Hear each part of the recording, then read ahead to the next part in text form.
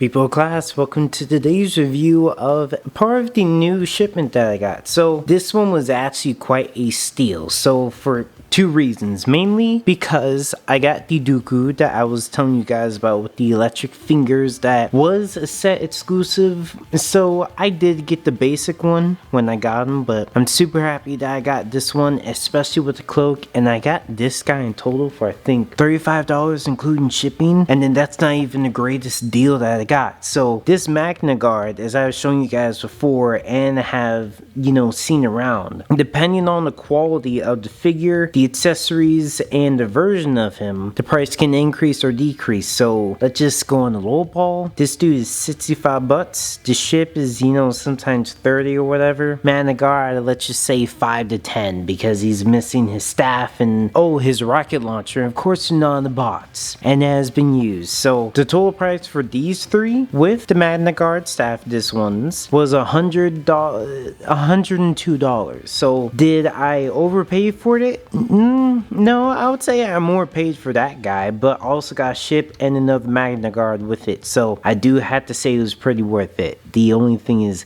have I figured out how to launch missiles yet? No, but I will try. And because I've already gone over both magnaguards before, I'm just going to do a really quick overview of them. So I do love the magnaguards from the Clone Wars. I love the cape or whatever this is called. I especially love the printing detail, the stitch lines. I love it. I love the body. I love the texturing. It does seem like that there is actually supposed to be some leg or knee opposability, but there isn't any, which sucks. But I have to say this is probably the only figure where I am fine with it. It sucks to say. How cool would it be if this dude could actually strike a pose with his legs, but I could figure out how to do it on my own. But to move away from this, let's focus on the ship. And I do have to say that it is a mighty fine ship. So there is more than enough room for magnaguard to fit in there. The only thing is that the leg does get a little crunch, and I will show you that on this figure. It's not terrible. Maybe the old owner,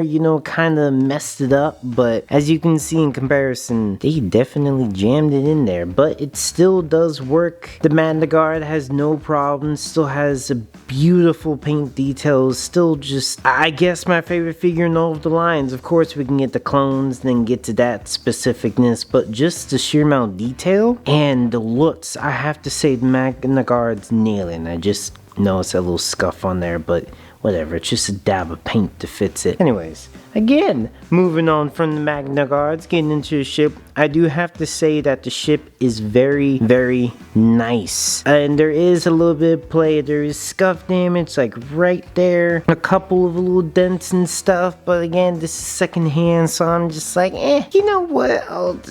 I saved, what, $5-10 bucks on it. I paid for that, and shipping. It's a good deal to me. And everything works. It's, of course, missing the other staff, but oh well. It ain't that big a deal. I can just use the magnaguard that isn't really standing up straight, which I think I have two of them to do that with. And then there's dust on here, so do know that if you get it secondhand, just wipe it off. That's what I did before this review. And it, honestly, it's a great toy. Let me get this out of the way. I have no real complaints about it. I mean, maybe the only complaint I have is that this doesn't swing out, so you can put the magnaguard in more, a little bit better, a little bit tighter. But I've put it in just fine after I learned how to move it around, so it's not a problem. Hood latch with this, it goes on very, very easily. And then, okay, so I did kind of lie. The main gripe that I have with these are these panels. They are on there tight. I mean, every time I unhook it or lift it up, they like to pop out, and that's like, ooh, that's a little tight for the plastic pieces, but ain't the end of the world. Other than that, you have some real nice detail in there. I mean, if you painted it realistically, this thing would pop even more. And again, being an aviation mechanic guy, a lot of this would just be white, which is a bummer. But whatever, it's not the end of the day. I just figured out how to fire a rocket, but it is still cool nonetheless. So I will forever keep these closed unless I keep a magnaguard in there. Also, these move, they kind of move. Oh, not kind of, they actually do move very, very well individually. So if you want to get a certain pose of them going in a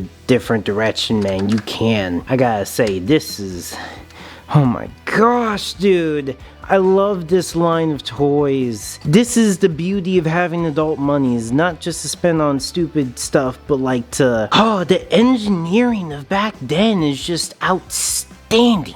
I love it. And this is what it looks like with everything closed. I'll put in magnaguard after I get to the underside, which, you know, is kind of, I shouldn't say kind of, it is a lot more bare in comparison to top, especially you can see where a kid or the other owner definitely played with this. One very nice thing is that these pop out and they lock. So there's no real need to fear of, oh, if I put on something they're gonna fall. Nah, man, they're actually like, I'm having to put pressure, put it down. The only one that's a little weak is this one, but it's more held in by friction at the second joint, so that's nice. Same with this one, no problem here. So beautiful click, beautiful sounds, beautiful everything.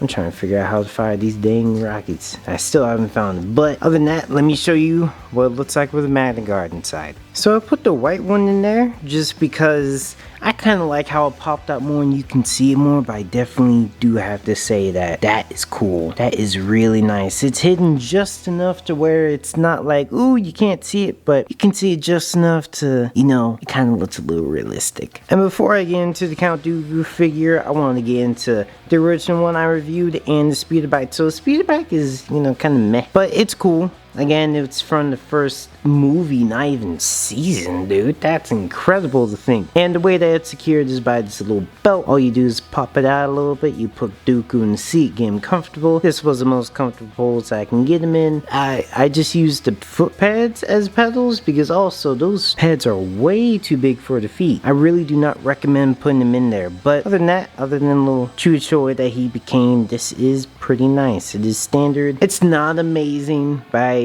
any means, but again, it's a little Clone Wars history. And for Dooku himself, not to go too crazy as I've already reviewed it, I just have to say that he looks beautiful with his cape and the lightning effects. Now, I just had to spend $120 to get freaking Palpatine in bot so that he can, you know, look the same. But anyways, that's going to be it for this review. It's a little short just because I've already reviewed these guys. There's nothing really new, and you guys already got the gist of it. Thank you guys so much for watching. Hope you have a nice day. God bless, and see you next time. Peace.